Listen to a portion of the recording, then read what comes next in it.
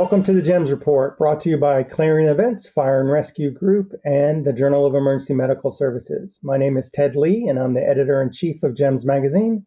Along with Jeff Frankel, our managing editor, we'll be bringing you subject matter experts and industry leaders in all things pre-hospital medicine.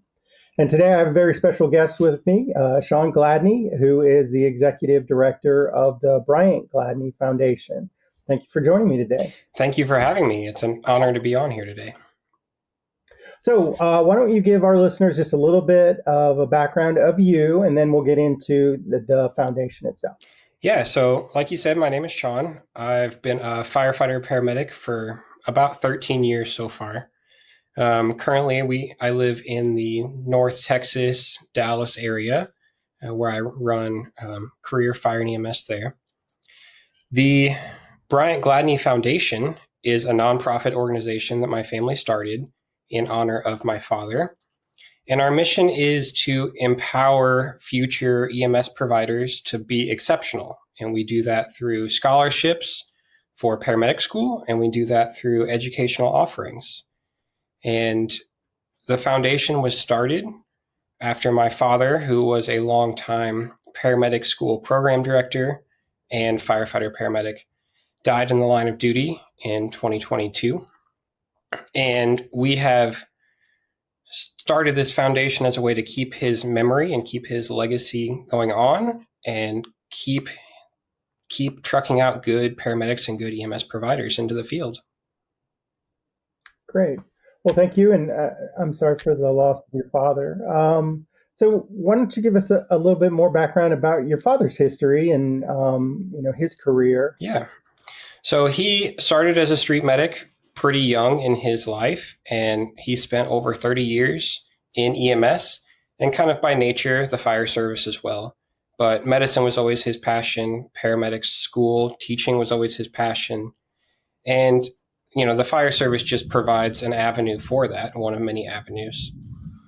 But in his later career, he ran the paramedic program and EMS program for the Boone County Fire Protection District, which is located in Columbia, Missouri. And he focused on everything EMS education there. So he taught new EMT class, he taught new paramedics, and he continued the continuing education for all the firefighters there as well. Like I said, he was always really just loved being a street medic and loved teaching other people how to be good medics. And that was where his passion really lied and where he excelled. I had the extraordinary opportunity to actually go through his paramedic class, and he taught me, which was a very special experience for both of us. But he built that program into one of the top paramedic programs in the state of Missouri, very coveted. They fill up every class, and they still do. They've got some great faculty members. They fill up every class with a waiting list and from people from all over that will drive in. And he always wanted people to be not just good, but exceptional is the word that we use a lot. And he wanted the medics and EMS providers to be exceptional in their service and not just in their patient care. And that's really something that we as a foundation have kind of built our mission around, is trying to help providers be exceptional in all ways, not just in their patient care. Yeah.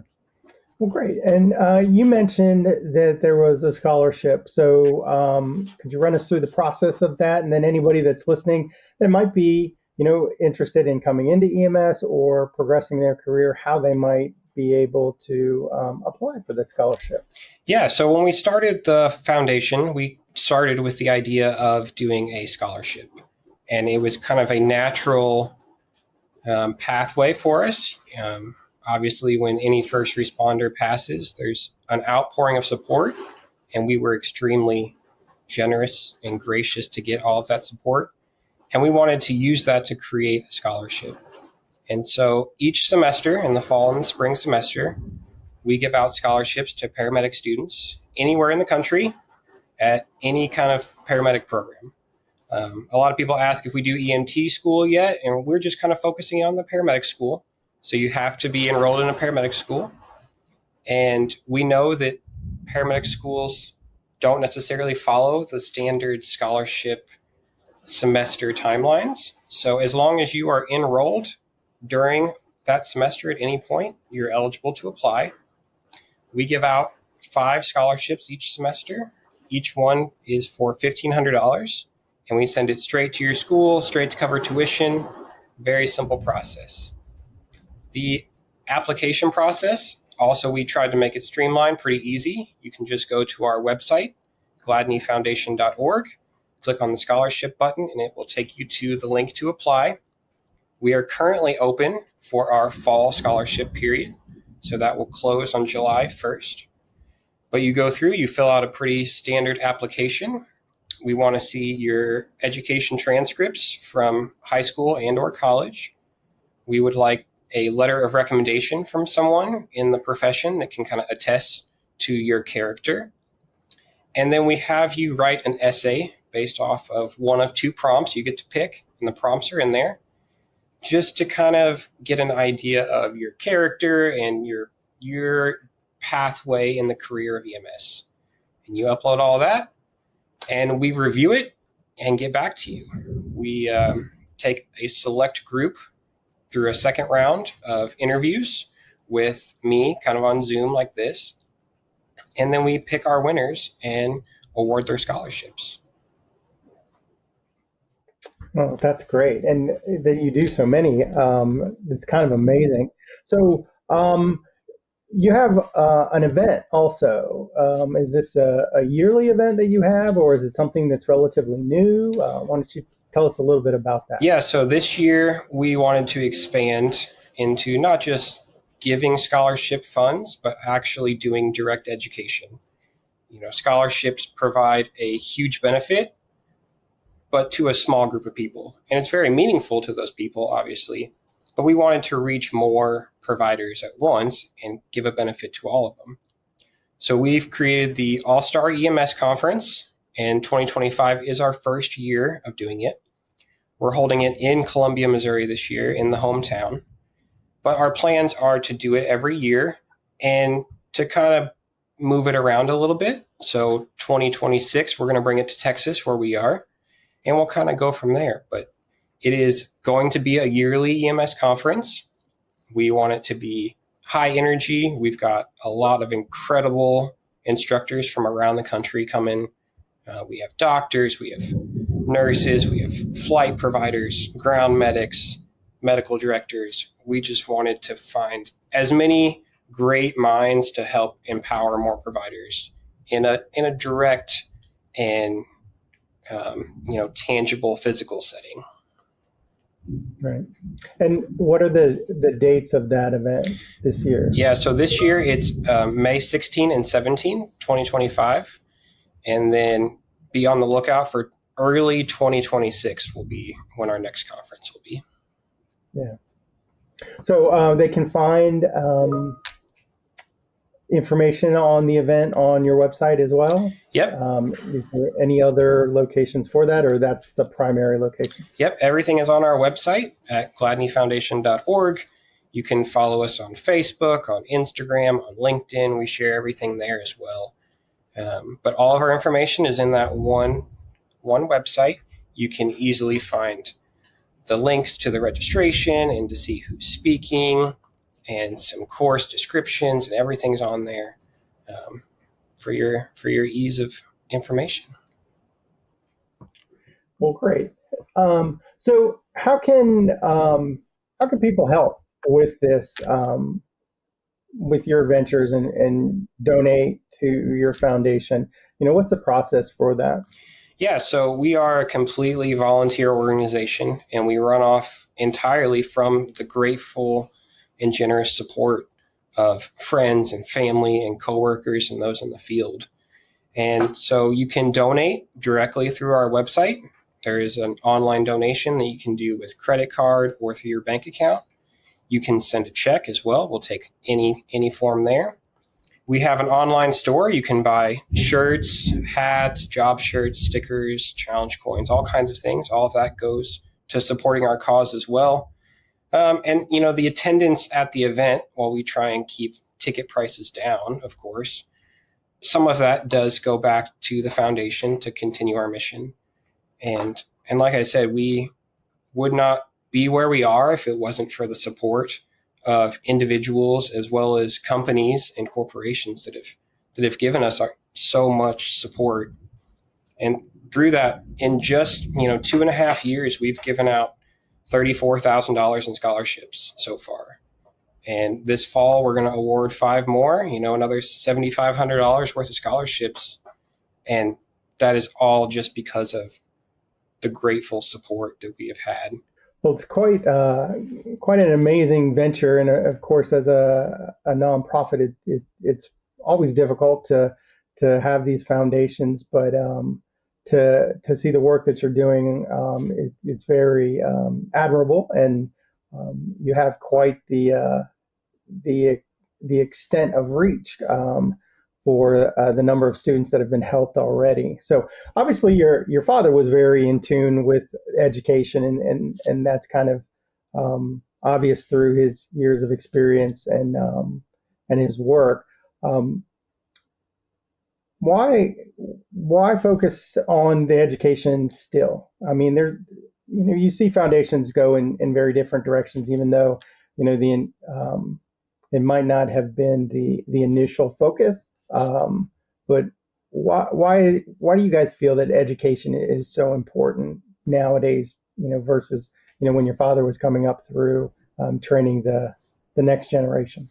Yeah, well, he always had this saying that he said, and it was, never repeat your first year as a medic, meaning that first year you are still learning and you're still, brand new and quite honestly a little terrified of, the field. And his goal was that every provider would move past that first year of kind of uneasy nervousness and continue to grow. And, obviously running calls, you get experience, but the biggest way to grow is to keep learning. And whether that is going through next level courses, going from EMT to paramedic or paramedic to critical care, or just taking continuing education courses and just learning. And it was very important to him for everyone to keep getting better and keep advancing, because that's what our patients and our customers as patients deserve. Is they deserve the best care that we can give to them. And one of those ways is education. And that was very important to him. And honestly, he raised me on that tradition as well. I grew up around the firehouse, grew up sitting in on CPR classes, and raised on that tradition of we got to keep getting better and never try and repeat your first year. And his love of education naturally kind of rubbed off on me as well. I serve as a field training officer, and I love teaching and I love helping. And it was just kind of natural that that's where our foundation needed to go. And I think we are providing a benefit to, students and current providers out in the field. And that's very important to us. Yeah. I mean, it's a super worthy cause. And, I was just, wondering a little bit more of the background. So with the people that are awarded the grants, what have they followed up back to you with after, completing their classes and having, the you're right, paramedic class is tough, it's expensive, going to schools and stuff, and having something that helps bridge that gap is huge. Yeah. What we expected in the beginning was that everyone would be very thankful for relieving the financial burden, which of course they are. Paramedic school is expensive and it takes time away from work and families. But one of the things that we didn't really expect was that the award winners are also getting a big boost of confidence in getting this scholarship. And I think it really pushes them to excel in their paramedic class and excel in the future. And that was kind of a side effect that we weren't expecting, but is really amazing to see, is that a lot of these providers are going on to be the valedictorians of their classes. We even have a scholarship recipient that has gone in the field and has come back and is now an adjunct instructor in their class and kind of carried on that tradition. And so just by being awarded a scholarship, they're getting some financial help, but they're also getting this big boost of confidence and purpose and pride in the field that they're taking out and doing wonderful things with. And so we've had students follow up from all over the country that have won awards, saying how much they are loving their department, they're loving being medics. Several of them are striving to go towards that training FTO role or adjunct instructor role, or just helping kind of further the mentorship, which I think we all know in pre-hospital medicine and the fire service, that mentorship is incredible and critical in the success of how we operate. And so I think that added benefit that we weren't expecting has reinvigorated this foundation and provides a big part of our mission, is to keep helping inspire and empower those providers, not just through the funds, but through the mission. Right. Well, I mean, what a better way to lay or continue laying the legacy of your father than to have, people pick up the torch and be the next generation to move through. So, of course, you're still kind of young in the foundation world. You're getting your chops, and now you're doing a conference. But what's next? What are the ideas that you have, or what are the plans that you have to be working in place? And just interested to see what you're thinking about the future. Yeah, we are very young, and we have seen unexpected growth. This took off way faster than we expected, which is incredible. And it's from all the support that we have had. And, currently the conference initiative is really taking a brunt of, our focus as a foundation right now, and getting this first one off the ground and moving into the next year. And we want to continue with that direct education piece, whether that's not just conferences, but just kind of smaller continuing ed courses here and there, and helping out at, departments and ambulance services and providing that.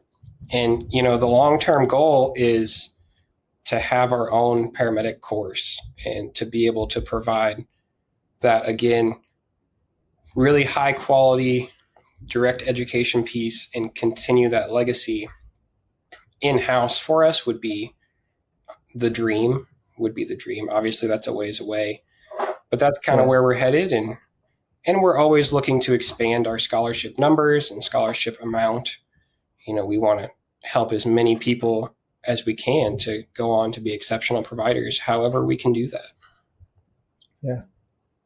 Well, it's a great way to honor your father, and to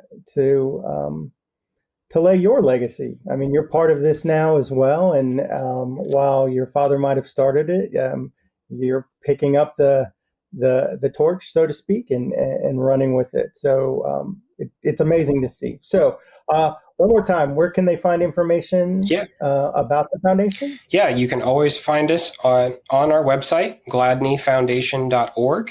You can also look us up on Facebook, Instagram, and LinkedIn at the Bryant Gladney Foundation. That's where we post, immediately our scholarships open, or we're doing this class here. So that's a good way to find anything. And then everything is there on our website, whether you want to apply for a scholarship, which I encourage you to do before July 1st, or donate to our cause. You can do that online, or just read up a little bit more about us, what we're doing, where we're headed. You can see, all of our past scholarship winners, and just kind of see where we are and what we're going towards. Well, great. Well, Shaun, I want to thank you again for taking time with me today. It was a pleasure to speak with you and learn more about the foundation.